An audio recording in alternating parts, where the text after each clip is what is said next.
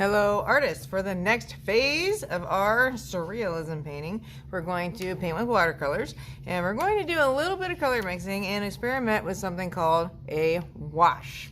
So what a wash is where you take the watercolor and then you water it down, and that creates dark to light with your color. So for example, I'll turn this upside down. All right. On your sky, you can use whatever color makes sense in the sky or not, because it is a surrealist painting. So I'm going to start out with just a typical blue sky and start with blue paint.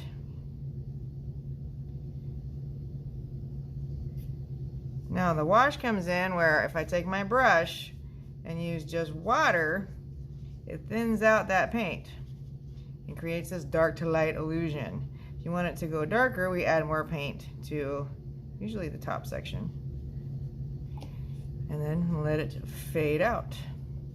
If you get puddles, dry that brush, mop up your puddles, because eventually that puddle is going to go somewhere and it might not be where you want.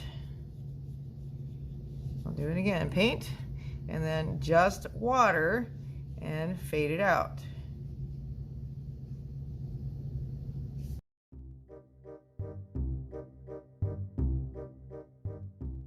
I have a beautiful wash of the sky. It's also a great way to make sunsets where you can use colors and color wheel order and have red, orange, yellow and kind of fade them into each other using a wash. Now with watercolor, we want to skip around. So this is wet right here. I don't want to paint the clouds right now. I don't want to paint the bushes right now. And also, we're not painting your animal. Leave your animal alone. We're just painting the background behind the animal. So I'm going to skip this row of bushes and next work on my grass. And I would encourage a little bit of color mixing. When we mix, we'll do it on your paper. You can also create more washes by lightening up the color. If we mix, I highly encourage you're using colors that are next door to each other on the color wheel, like green and yellow are next door. That makes sense. One more time, if you have little puddles, mop them up.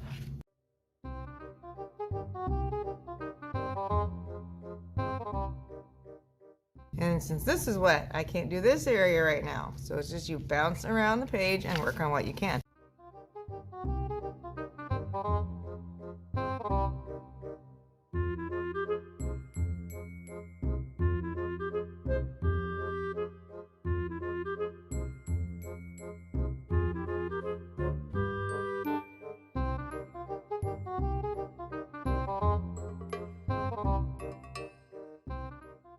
Try to mop up any bleeds that you get as soon as you can. Of course, some of them might add to the look of your painting.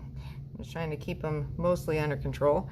Don't worry about color that ends up on your animal. That's something that we will take care of later.